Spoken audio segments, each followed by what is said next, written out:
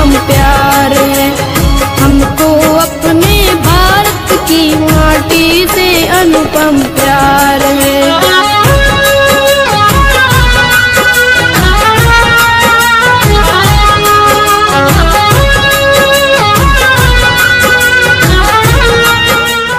वक्रतुंड महाकाय सूर्यकोटि समप्रभ निर्विघ्नं कुरु मे देव सर्वकार्येषु सर्वदा। असली दोस्त गणित जो होना चाहिए जो खुशियों में गुणा कर दे और दुखों को भाग दे, बुराइयों को घटा दे और गुणों को जोड़ दे। नमस्कार, दिनेश कुमार माली, कक्षा 10वीं, विषय गणित। अध्याय जो हम कर रहे हैं तीसरा अध्याय बहुपद, जिसमें हमने अभी तक द्विघात समीकरण को शून्य या मूल या हल ज्ञात करना सीखा है। द्विघात समीकरण के जो शून्य मूल ज्ञात करने के लिए हमने 3 विधि का प्रयोग कर रहे हैं। पहली विधि, सबसे पहले श्रीधराचार्य द्वारा बनाया हुआ एक सूत्र, द्विघाती सूत्र, उसका प्रयोग करके हमने शून्य या मूल ज्ञात किए। फिर हमने गुणनखंड विधि का प्रयोग किया, जिसमें x के 2 पद टुकड़े कर समूहन विधि से गुणनखंड द्वारा हमने x के 2 मान ज्ञात किए। आज का जो हमारा टॉपिक है, पूर्ण वर्ग बनाकर द्विघात समीकरण को हल करना। पूर्ण वर्ग संख्या जिसके बारे में आपको ध्यान है, जिसका पूर्णतया वर्गमूल निकलता है, एक धनात्मक पूर्णांक संख्या में उसका वर्गमूल निकलता है। जैसे 16 का वर्गमूल 4, तो 4 का पूर्ण वर्ग 16, 8 का पूर्ण वर्ग 64, तो 64 का वर्गमूल 16। तो पूर्ण वर्ग यानी होल स्क्वायर, जिसके ऊपर घात 2 लिख सकते हैं, वो संख्या में बनाए हम। इस तरह से कुछ इसके नियम बनेंगे, वो नियम आपको ध्यान होना चाहिए जो मैंने यहाँ पर नियम लिखे हैं। सबसे पहला जो नियम है, द्विघात समीकरण में आपको जो x स्क्वायर दिखता है उसका गुणांक +1 हो। माइनस है तो भी उसको हटाना है वहां से, कोई भी और संख्या है उसको भी वहां से हटाना है। हटाने के लिए हम दोनों पक्षों में उसका भाग देकर हटाया जा सकता है द्विघात समीकरण जो है। दूसरा जो नियम हम लगाएंगे, पूर्ण वर्ग बनाने के लिए x के गुणांक का आधा, x स्क्वायर, फिर उसके बाद जो पद होता है दूसरा x का जो पद होता है, x का गुणांक देखना है आपको, उसका करना है आधा। 7 है 7/2, 10 है 10/2, आधा करके जो हमको प्राप्त होगा उसका वर्ग बनाकर दोनों पक्षों में जोड़ेंगे। ये नियम नंबर 2 आपको याद रखना है। ये नियम क्रम से चलेंगे, उसको हम आगे पीछे नहीं कर सकते। तीसरा नियम, फिर ये काम होने के बाद आपके सामने जो पद दिखेगा उस पद को इस सरसमीका के रूप में व्यक्त करना है। a स्क्वायर प्लस है तो 2ab + b² इस रूप में व्यक्त करेंगे, या माइनस है तो a square - 2b + b² a - b का होल स्क्वायर के रूप में व्यक्त करके हम x के 2 मान ज्ञात कर लेंगे। आइए, हमारे सामने एक प्रश्न है, इस तरह से दिया हुआ है, पूर्ण वर्ग बनाकर निम्न समीकरण का हल ज्ञात कीजिए। समीकरण का हल जो चर राशि है, एक ही चर राशि का द्विघात बहुपद या समीकरण है, x है तो x के 2 मान निकलेंगे। शून्य, मूल या हल हम कुछ भी कह सकते हैं। तो हमारे सामने प्रश्न इस तरह से द्विघात समीकरण के रूप में x की घात 2 + 16x + 17 = 0, तो x के 2 मान बताइए। सबसे पहला नियम हम बोल रहे थे, x स्क्वायर का गुणांक +1 हो, तो यहाँ पर x स्क्वायर का गुणांक +1 ही है। ठीक है, तो पहला नियम काम हो चुका है। अब दूसरे नियम की बारे में बात देखेंगे हम, तो x के गुणांक का आधा, तो यहाँ पर जो x का गुणांक है उसकी बात करने वाले हैं। तो x के गुणांक, ठीक है, 16/2 कितना हो गया 8। तो अब इसका 8 का क्या करना है, ठीक है ना, 8 का वर्ग, ठीक है, 8 का वर्ग 64, दोनों पक्षों में जोड़ेंगे। ये नियम नंबर 2 का कार्य हो रहा है, दोनों पक्षों में जोड़ने पर। तो मैं दोनों पक्षों में 64 जोड़ रहा हूं, ठीक है, +57 + 64 = 64। दोनों पक्षों में मैंने 64 जोड़ दिया। अब आपको यहाँ पर a square plus 2ab plus b square बनाना है। प्लस है तो प्लस का बनेगा, माइनस है तो माइनस का बनेगा। b स्क्वायर का मतलब जो पूर्ण वर्ग संख्या है वो वहां पर रखनी है, बाकी वाले संख्या को वहां से हटा दीजिए अगर यदि है तो। 57 पक्षांतरण करके हम इधर ले आएंगे। x स्क्वायर 16x प्लस का 64 बराबर 64 माइनस 57। 57 को वहां से हटाकर पक्षांतरण कर लिया। तो अभी हमने बोला था इन दोनों में से किसी एक का रूप, तो यहां पर कौन सा रूप बन रहा है? ये ऊपर वाला जो समीकरण है x square a square 2ab, तो 2a कौन, यहां से जो गुणांक दिख रहा है वो b यहां से जो वर्गमूल में दिखेगा, यहां वर्गमूल में बढ़ाए पूर्ण वर्ग में तो 8 का स्क्वायर, तो ये b का काम होगा। 2ab और x बराबर 64 माइनस 57 कर लेता हूं मैं, तो प्लस का 7, तो ये एक पूर्ण वर्ग बन गया। तो हम यहां पर a square plus 2ab plus b square बराबर a प्लस b के होल स्क्वायर से इसको मैं समेट कर पूर्ण वर्ग बना रहा हूं। तो ये पूर्ण वर्ग में x प्लस b कौन है? तो दूसरा पूर्ण वर्ग संख्यात्मक मान में 8 का स्क्वायर बराबर 7। ये हमने जो काम किया है एक पूर्ण वर्ग बनाने का, इसी से इसका नाम हो गया पूर्ण वर्ग। ठीक है, तो अब हम इसको हल करेंगे। पहले हम स्क्वायर हटाएंगे, तो जब स्क्वायर हटाएंगे तो दूसरे पक्ष में जब जाएगा तो वर्गमूल बन जाएगा। अगर वर्गमूल निकलता है तो आप लिख दीजिए, नहीं तो वैसे रहेगा। और जब भी वर्गमूल लिखेंगे तो उसके आगे एक संकेत लगता है प्लस माइनस। वर्गमूल जब भी लगाएंगे तो उसके आगे प्लस माइनस आपको लगाना है। तो इस तरह से हमारे पास में ये आंसर आया x प्लस 8 बराबर प्लस माइनस वर्गमूल 7। तो x बराबर 8 को मैं उधर ले आता हूं, तो ये माइनस का 8 हो गया प्लस माइनस वर्गमूल 7। बीच में प्लस माइनस लगा हुआ है तो वर्गमूल 7 को रहने दीजिए, अपरिमेय संख्या है, रहने दीजिए इसको और दो आंसर बोल दीजिए। अतः द्विघात समीकरण के हल, हम द्विघात समीकरण के हल बोल रहे हैं। पहला हल आएगा माइनस का 8 प्लस वर्गमूल 7, वह दूसरा हल माइनस का 8, एक बार प्लस लिखा तो एक बार माइनस 7 वर्गमूल 7। ये इसका आंसर है। ठीक है, हमने जो प्रयोग किया है, किस विधि का प्रयोग किया है? पूर्ण वर्ग विधि का प्रयोग किया है। प्रश्न में अगर कुछ लिखा हुआ नहीं है तो आप तीनों में से किसी विधि का उपयोग कर सकते हैं, परंतु कुछ प्रश्न ऐसे होते हैं जिसके अंदर पूर्ण वर्ग विधि से आसान हो जाए। ठीक है, जहां पर इसका गुणनखंड नहीं होता है तो उसके अंदर पूर्ण वर्ग विधि का या फिर श्रीधराचार्य द्वारा द्विघाती सूत्र से प्रयोग किया जाए तो वो ठीक रहता है। समझकर लिखिए। हम एक और प्रश्न करेंगे।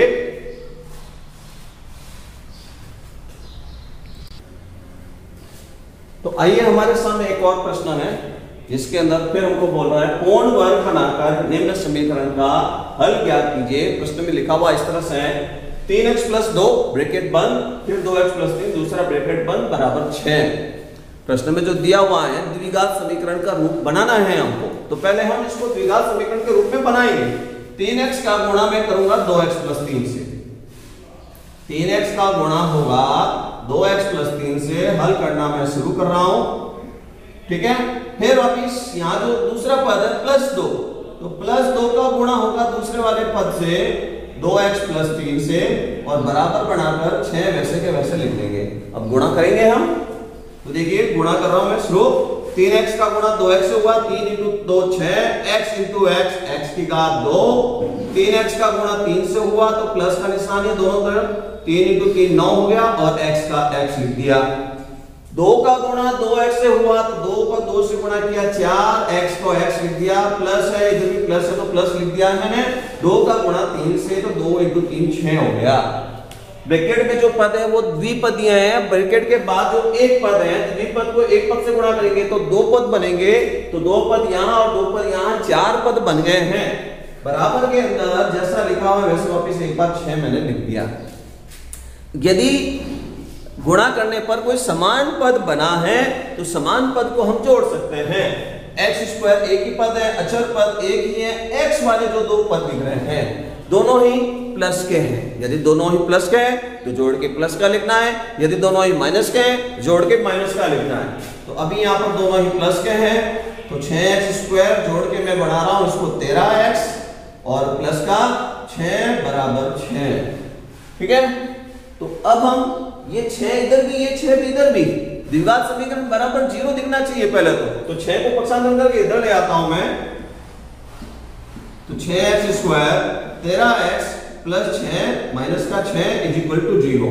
ये 6 से ये 6 कैंसिल हो चुका है, तो अब यहाँ पर रह गया 6x² प्लस 13x बराबर 0। द्विघात समीकरण बन चुका है। द्विघात समीकरण की पहचान एक ही है, x² दिखना चाहिए। अगर x² नहीं दिखता है तो वो द्विघात समीकरण नहीं है, ये आप ध्यान रखना। तो x² का पद दिख रहा है, x का पद दिख रहा है, अचर पद नहीं है, कोई बात नहीं। ठीक है, तो अब हम इस द्विघात समीकरण को हल करने का काम शुरू करेंगे। सर्वप्रथम पहला नियम, x² का गुणांक प्लस हो। क्या हमारा गुणांक x² का +1 है क्या? नहीं। तो क्या करना, इसको हटाना है। कैसे हटाएं? समीकरण का काम करें। समीकरण में ये कैसा है, गुणांक नहीं गुणे में, तो समीकरण में गुणे में जो पद दिया हुआ है उसको हटाना है। उसका विपरीत काम क्या है, दोनों पक्षों में भाग। तो यहां पर 6 का दोनों पक्षों में भाग, दोनों पक्षों में 6 का भाग देने पर, दोनों पक्षों में 6 का भाग देने पर, तो मैं यहां 6 का भाग दे रहा हूं, तो दोनों पक्षों में 6 का भाग देंगे। जितने भी पद है प्रत्येक में भाग दिया जाएगा। जितने भी पद है दोनों पक्षों में प्रत्येक में भाग दिया जाएगा। 2 पद, 3 पद, 4 पद, जितने भी सब में, तो भाग देने पर अब इस तरह से ये प्रश्न ऐसा हो गया, x² यहां हो गया 13/6x और इधर 0 का 0, अचर पद कहीं नहीं है। दूसरा नियम की काम करना है। दूसरा नियम कह रहा था x के गुणांक का आधा। जो आपको x का गुणांक दिख रहा है, x का गुणांक 13/6, आधा करने का मतलब यहां पर संख्या परिमेय भिन्न में है, आधा करने का मतलब 2 का भाग, या हम उसको ऐसे बोल सकते हैं 1/2 से गुणा। ठीक है, आधा करने का मतलब 2 का भाग, या हम उसको ऐसे भी कह सकते हैं 1/2 से गुणा। ठीक है, तो अब मैं यहां पर दूसरे नियम के लिए काम कर रहा हूं। x के गुणांक क्या है, x का गुणांक 13/6 का आधा, आधा करने के लिए मैं काम कर रहा हूं 13/6 इंटू 1/2, संख्या कट नहीं रही है, तो 13 इंटू 1 6 इंटू 2 13/12 का वर्ग, 13/12 का वर्ग लेना है अब।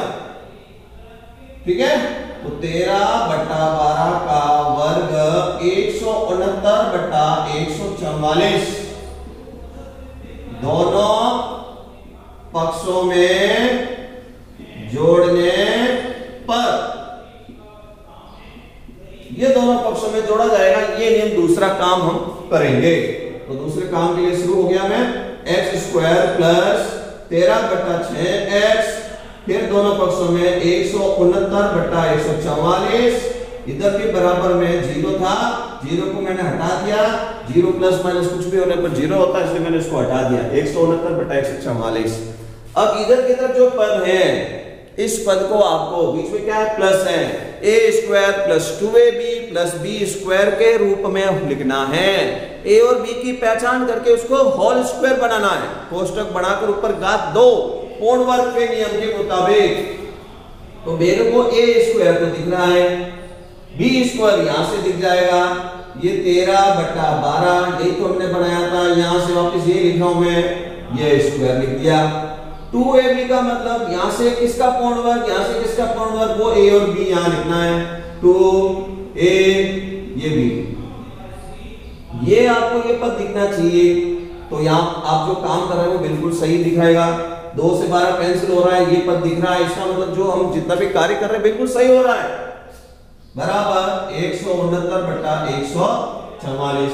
अब जो हमने ये बनाया है, इसको a² plus 2ab plus b² बराबर a प्लस b का होल स्क्वायर के रूप में लिखने पर, तो इसका मैं ये रूप बनाने वाला हूं, होल स्क्वायर बनाने वाला हूं। तो देखिए क्या लिखूंगा मैं, जगह नहीं है, मैं यहां ऊपर लिख रहा हूं मैं इसके आगे, तो तो देखिए किस तरह से बनेगा, तो यहां अब ये बनेगा x प्लस b का मान 13/12 का होल स्क्वायर बराबर क्या है 169/144। अब क्या करना है आपको, अब इसके बाद में स्क्वायर हटाना है, उधर जाएगा वर्गमूल हो जाएगा। x प्लस 13/12 ये हो गया वर्गमूल 169/144। 169/144 का वर्गमूल हो गया है। तो अब यहां पर वर्गमूल जब भी कर देंगे तो उसके आगे प्लस माइनस लगाना है। लगाया प्लस माइनस, 169 का वर्गमूल 13, 144 का वर्गमूल 12। अब प्लस लेकर और माइनस लेकर दो वैल्यू हम निकाल देंगे। तो पहली वैल्यू अगर मैं निकालना चाहूं प्लस लेकर, तो प्लस लेने पर x प्लस 13/12 बराबर 13/12, x बराबर 13/12 माइनस का 13/12 कैंसिल हो गया, 0 पहला आंसर आया। ये मैंने आंसर निकाला प्लस लेकर।